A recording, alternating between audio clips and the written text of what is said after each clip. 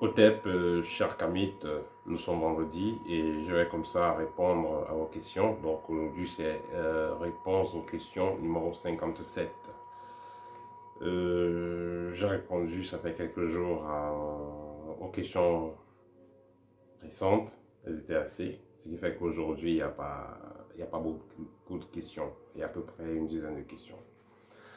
Alors, la première question, celui qui n'a pas d'encens, est-ce qu'il peut utiliser des produits naturels tels que laurier, clou de girofle? Affirmatif.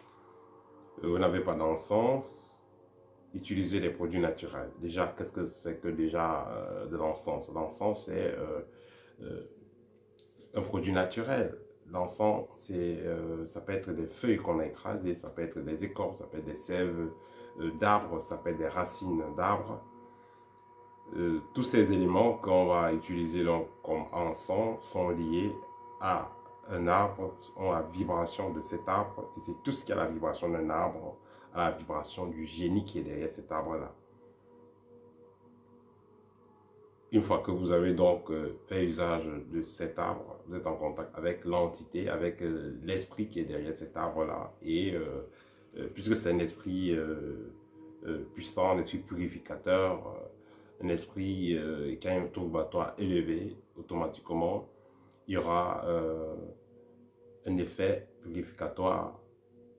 Donc, ça va nettoyer automatiquement donc l'environnement par la vibration qui sera émise, la vibration haute, la vibration liée à cette entité-là. Donc, ça va permettre que les entités ayant des vibrations contraires puissent donc déguerpir.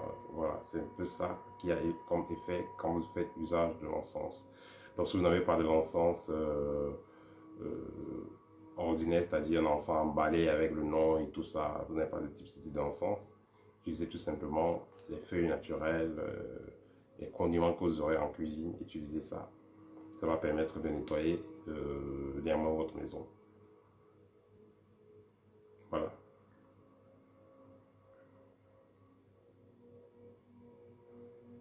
Peut-on devenir prospère si on est en harmonie avec ses guides?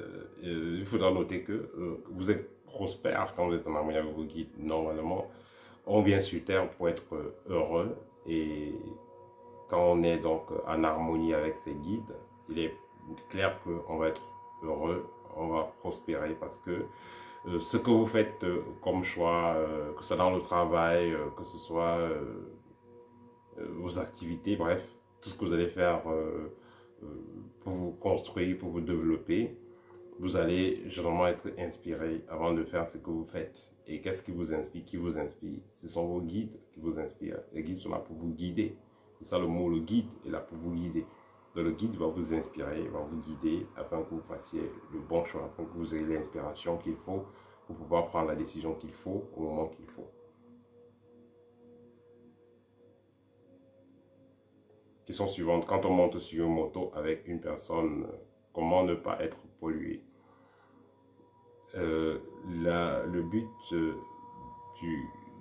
du Kamit, le but de l'être humain est d'être heureux.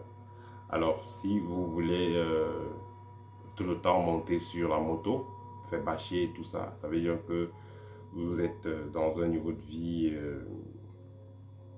pas très adéquat. Ça veut dire que vous devez upgrader. L'idéal, à un certain âge, à un certain moment, il faut prendre un taxi pour avoir votre propre véhicule. Ça aurait été l'idéal. Donc, il faut voir loin, il faut grandir. C'est pas toujours les autres qui doivent prendre des voitures en course, des taxis en course. C'est pas tous les autres qui doivent être dans des voitures avec des chauffeurs ou être dans les voitures. Tandis que vous êtes dans le taxi, vous êtes en train de serrer la moto. Un mode de transport qui est assez dangereux. Ce ne sera pas l'idéal. Il faudra upgrader. Quand vous allez augmenter de vibrations, vous serez plus à l'aise avec ce type de choses. C'est déjà bon prendre la moto parce que justement c'est moins cher par rapport à les niveaux financiers. Mais si vous upgradez, si votre niveau financier augmente, voilà. Si vous voulez vraiment la moto, vous avez votre propre moto. Vous pouvez avoir votre propre chauffeur si vous ne voulez pas conduire. Vous aurez votre propre véhicule parce que si votre vibration augmente, votre façon de voir les choses va changer, vous allez attirer de meilleures choses dans votre vie et vous allez vivre une vie plus heureuse. Donc, je ne suis pas sûr que les gens sont très heureux quand ils bâchent dans des taxis, ils bâchent dans des motos avec des gens qu'ils ne connaissent pas. Je ne suis pas très sûr qu'ils sont heureux.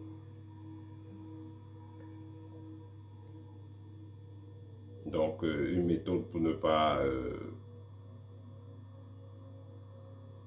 prendre de l'énergie et pas être pollué par la personne avec qui vous bâchez, il n'y a pas de méthode en tant que telle. Parce que la personne qui vous bâche peut être bourrée de parfum, peut-être qu'il sort même d'un rituel et tout.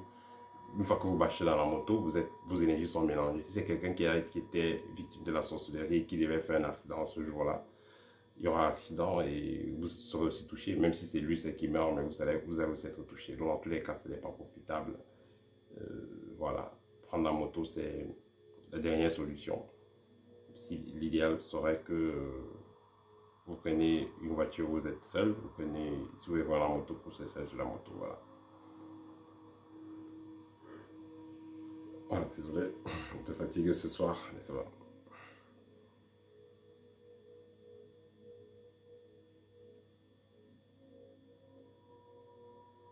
La libation, c'est quoi? Avec quoi est-ce qu'on peut faire la libation? La libation, c'est tout simplement un message d'amour que vous envoyez à vos ancêtres et avec quoi vous le faites. Vous le faites avec généralement de l'eau. Vous faites couler quelque chose, donc que ce soit de l'eau, que ce soit du vin, que ce soit du lait, que ce soit du sel, que ce soit des arachides. Mais généralement, c'est avec les liquides. Voilà. Donc, vous faites des offrandes à vos ancêtres. Ces offrandes sont supposées les apporter plus d'énergie où ils se trouvent et faire en sorte que vous ayez la bénédiction et leur appui dans ce que vous avez demandé. Quand une personne n'arrive jamais à faire ce qu'elle veut, que ce soit au niveau du travail, au niveau de l'école, toutes les activités d'une personne, quand ça n'aboutit jamais, est-ce que c'est quelque chose qu'il faut résoudre astralement ou alors par une initiation? Par une initiation. Parce que les choses que vous allez vivre dans l'astral vont influencer votre physique, mais les choses que vous allez vivre aussi physiquement, les rituels que vous allez faire physiquement auront aussi une action dans l'astral. Vice versa, on est blanc, on bonnet. Donc si vous avez de pareils problèmes, ce n'est pas tout le monde qui a la capacité d'aller agir en astral. Vous pouvez tout simplement faire des gestes, vous pouvez faire des actions, vous pouvez faire des rituels physiquement. Et ces rituels physiquement auront de l'impact dans le plan astral et vont permettre de résoudre ce problème. Je vais prendre le cas d'une personne qui est polluée, qui a la malchance du blocage et il ne réussit jamais donc, comme ce que la personne s'y a dit, ne réussit jamais donc à réaliser ses objectifs. Cette personne peut être possédée, cette personne peut être habitée, et peut être polluée au niveau aurique et peut avoir des entités là qui bouffent son énergie, qui la perturbent mentalement.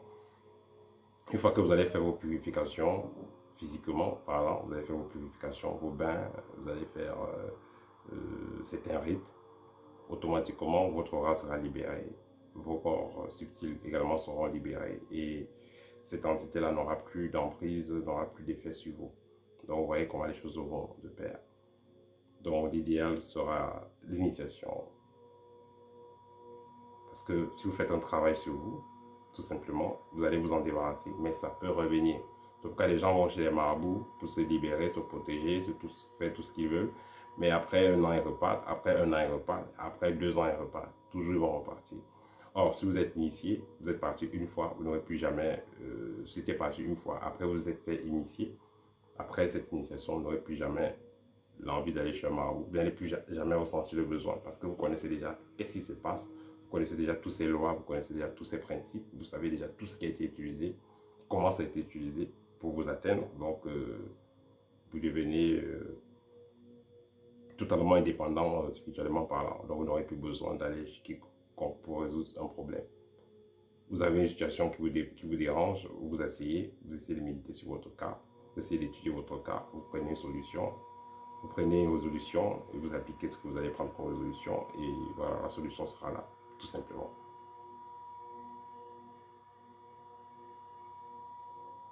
Est-ce que la mission de vie est en accord avec nos aspirations dans la vie?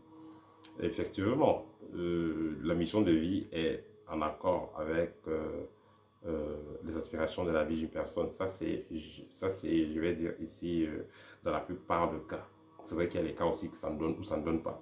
Parce que, voilà, je vais prendre le cas de quelqu'un qui veut tellement jouer de la musique. Mais entre-temps, il pense à jouer au foot, il essaye, il pense à travailler dans le chantier, il essaye, tout ça, ça ne marche pas. Mais quand il décide de se concentrer dans sa musique, c'est là que toutes les portes finalement s'ouvrent. Et voilà, c'était sa route, c'était sa voie.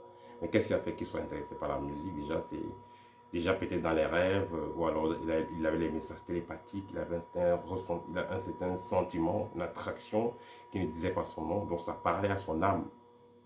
Le fait d'écouter la musique, le fait de vouloir s'exercer dans la musique, et c'est ça qui fait donc que voilà, cette personne, quand elle s'engage, elle arrive au sommet. Donc c'était dans sa mission de vie. Et c'est là que vous comprenez une fois de plus le rôle des guides. Les guides sont là pour nous guider vers notre mission de vie, nous préparer à réaliser notre mission de vie. Mais il y a des cas où voilà, vous allez vouloir faire quelque chose. Vous voulez faire une activité. Ici, là, ce n'est plus tellement en tant qu'aspiration. Vous avez tout simplement euh, un désir. Là, c'est les désirs. Vous voulez vraiment faire de la musique. Là où ce n'est pas votre chose, vous allez vous casser la tête là-bas.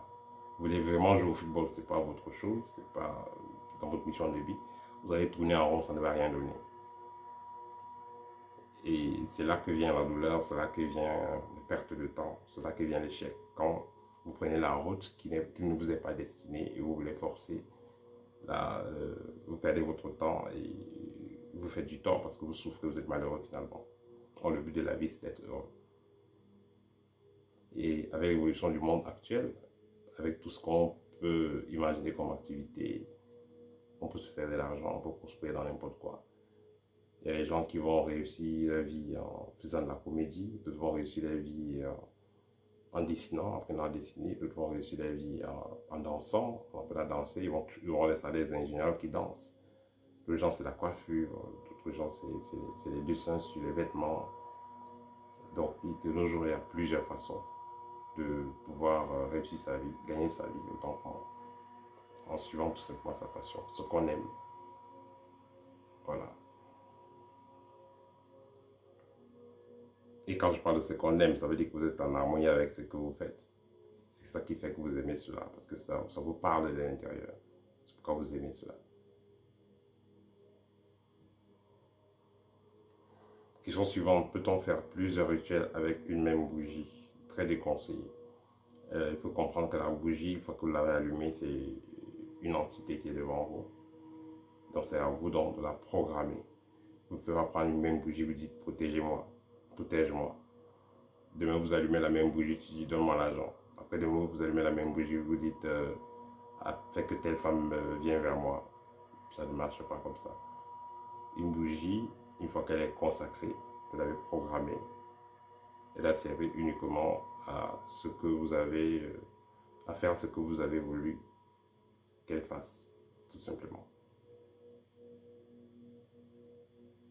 Dernière question, peut-on atteindre physiquement une personne quand on ne peut pas l'atteindre spirituellement? Les sorciers le font.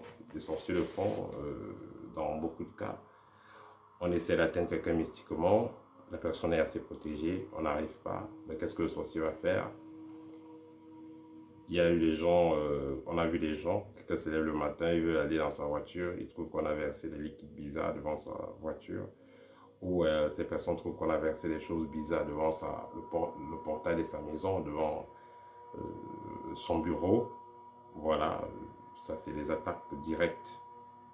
Parce que si on n'arrive pas à vous atteindre dans le plan astral, on peut également le faire physiquement. Et une fois que vous avez vu de pareilles choses, l'idéal serait de changer de route. Si vous ne savez pas comment détruire cela, vous changez tout simplement de route et voilà. Donc, il y a plusieurs façons que les gens exercent. Il y a plusieurs façons que il y a plusieurs façons d'agir pour ceux qui veulent, pour ceux qui pratiquent la sorcellerie quand ils veulent détruire quelqu'un. Donc, que ce soit par des choses comme ça qu'on va verser par terre, que ce soit même par des salutations aussi. C'est-à-dire qu'on peut préparer le main avant de venir vous saluer. Également, ça c'est C'est une attaque qui n'est pas sur le plan astral, c'est direct physiquement. Mais ce qui est là quand même, c'est que quand vous êtes développé spirituellement, quand vous avez ouvert votre troisième œil, c'est magnifique. Là, quelques heures avant, vous allez voir, on suppose que ça s'est passé le matin. Vous, dans la nuit, au réveil, vous saurez, parce que vous aurez vu la nuit comment quelqu'un déposait quelque chose, vous aurez vu la nuit des signes qui témoignent déjà d'une attaque. Et vous allez éviter automatiquement cela. C'est pourquoi on dit que c'est très difficile de surprendre des mystiques. Parce que vous allez voir comment. Parce que votre troisième est ouvert. Ou alors vos guides pourront vous montrer cela. Voilà. Et vous allez savoir ce qu'il y a lieu de faire. Voilà. Je me rappelle ici d'une histoire. Je pense que je vous ai raconté cette histoire. Ça s'était passé au Cameroun. Il y a un jeune homme qui était chauffeur de bus, des coasters, là, les bus, je ne sais plus combien de places, le coaster 60 places, 70 places, je ne sais plus trop. Et le jeune homme devait prendre le bus il devait démarrer le bus à 6 heures pour voyager pour l'ouest du Cameroun. Et qu'est-ce qui se passe? Il était allé boire avec ses amis et il a décidé de rentrer un peu plus tôt. Disons, il a décidé d'arriver un peu plus tôt à son lieu de travail. Voilà, donc il est arrivé à 4 heures parce qu'il a vu que s'il partait chez lui, le temps de revenir à l'agence où il a conduit, ça va être très long. Il a préféré donc mettre une nappe en bas du bus. Je pense que c'était même pas le bus, c'était plus grand. C'était même pas le coaster, c'était plus grand que le coaster. Voilà. Le bus assez costaud là. Voilà. Il a mis donc le tapis en bas du bus et ils se sont mis à dormir là. Et à 5 heures du matin, le boss vient là. Il fait un tour autour du bus et il dit aucun survivant, aucun survivant, aucun survivant. Le jeune homme a bien suivi, il a bien vu, il a bien compris ce que le boss était en train de dire, il a dit ok.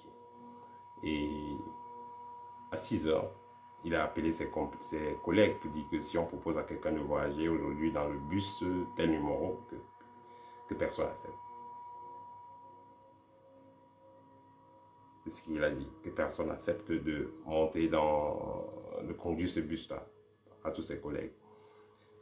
Le boss lui a proposé de partir, déposer, disons de conduire le bus comme convenu, d'aller à l'ouest avec le bus et tout. Et le jeune homme a dit non. Le boss a proposé de lui donner des avances de salaire. Il a dit non. On a proposé au moins, ils sont montés jusqu'à au moins le salaire d'un an. Le gars a dit non, il ne part pas. Il ne part pas. Et le boss a insisté comme ça jusqu'à midi. Le boss a eu un arrêt cardiaque, il est mort. Donc, parce que tout simplement, les entités qu'il a convoquées se sont en pris à lui. Parce qu'il a convoqué des entités. Parce qu'il avait fait son sacrifice, il avait sacrifié tout ce qui allait monter dans ce bus. Et il avait déjà invité ces entités-là. Elles étaient déjà toutes excitées, elles avaient déjà soif. Et puisque le bus ne devait plus décoller, il n'y avait pas donc ce que ces entités-là devaient consommer. Et c'est dans le boss qui a été dans la cible. Parce que ça, c'est la loi du triangle également. J'en parlerai un jour. Parce que le premier point, il y a le boss. Le deuxième, c'est le sacrifice. Et disons, c'est le rite, les esprits. Et le troisième, c'est la cible. Si la cible n'est pas atteinte, bon, c'est l'effet inverse. Donc, le boss devient donc la cible. C'est comme ça que le boss est décédé à midi. Donc, ça, c'est juste pour dire que quand certaines personnes par la possibilité de faire certains rituels dans le plan astral, elles se retrouvent en train de les faire dans le plan physique. Donc, c'est comme ça que les choses, parfois, ça fonctionne. Voilà, c'était le partage d'aujourd'hui. Excellent week-end à tous. Vous avez besoin d'une consultation, n'hésitez pas à me contacter en privé. Au TEP et à très bientôt.